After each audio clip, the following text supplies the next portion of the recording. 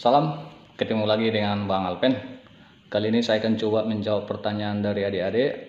Kemarin ada masuk pertanyaannya seperti ini, apa sih Bang makna daripada proklamasi kemerdekaan kita itu? Nah, kali ini saya akan coba menjawab pertanyaan tersebut.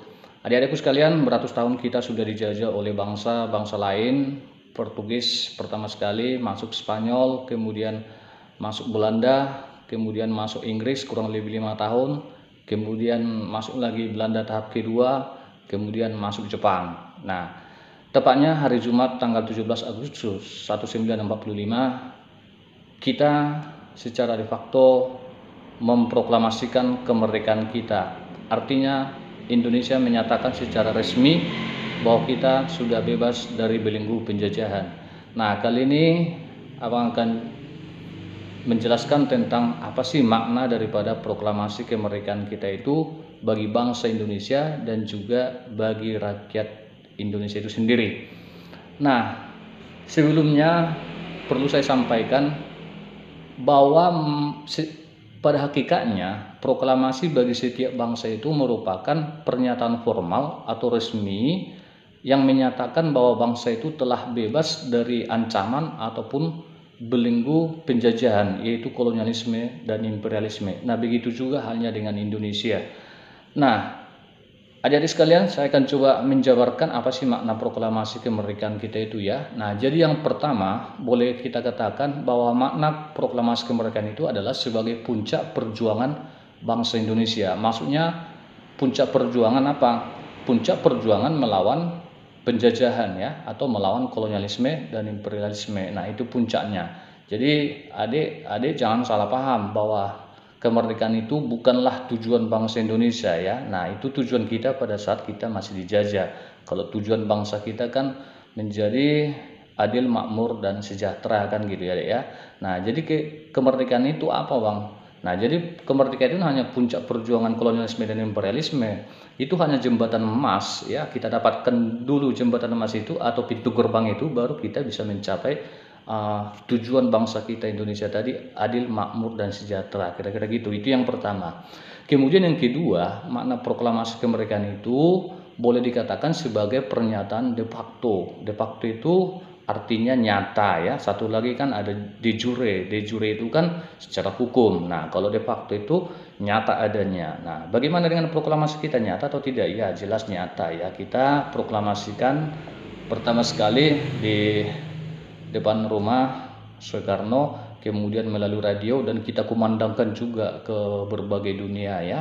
Nah, kemudian yang ketiga, bahwa proklamasi kemerdekaan kita itu bisa juga kita artikan sebagai awal perjuangan baru. Maksudnya awal perjuangan baru ini adalah untuk awal kita mencapai tujuan tadi ya, atau pintu gerbang lah buat kita untuk mencapai Indonesia adil, makmur, dan sejahtera. Kemudian makna lain tentu sebagai tonggak sejarah ya. Jadi 17 Agustus itu adik-adik sekalian sebagai tonggak sejarah. Sejarah apa? Sejarah lahirnya sebuah bangsa atau sebuah negara, yaitu NKRI, Negara Kesatuan Republik Indonesia. Nah, Abang lanjut apalagi makna lainnya, bahwa makna lainnya adalah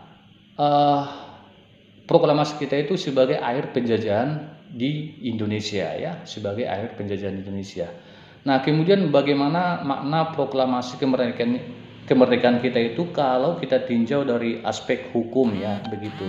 Nah, jadi secara aspek hukum bahwa proklamasi kemerdekaan itu adik-adik sekalian, bahwasanya di Indonesia itu sudah berlaku konstitusi secara sendiri dan juga hukum Indonesia dengan sendirinya begitu ya.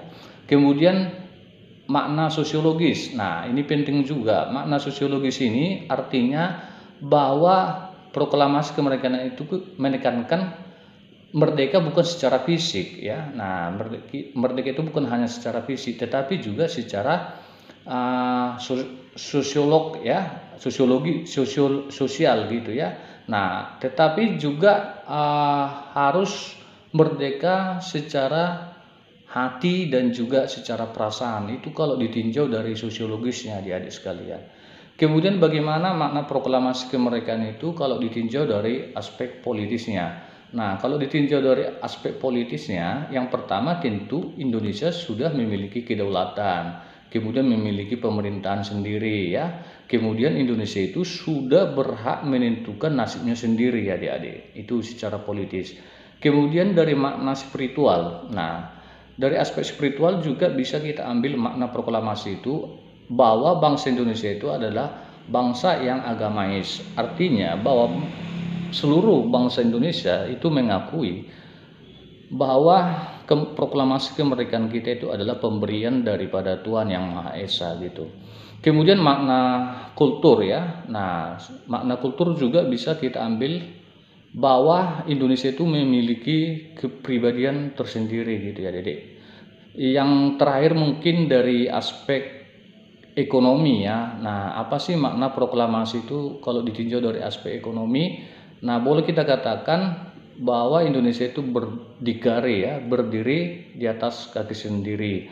Artinya adik-adik bahwa proklamasi kemerdekaan kita itu bukanlah diberikan oleh bangsa lain ya, melainkan itu usaha perjuangan kita sendiri. Nah, saya rasa itu beberapa makna daripada proklamasi kemerdekaan itu sendiri.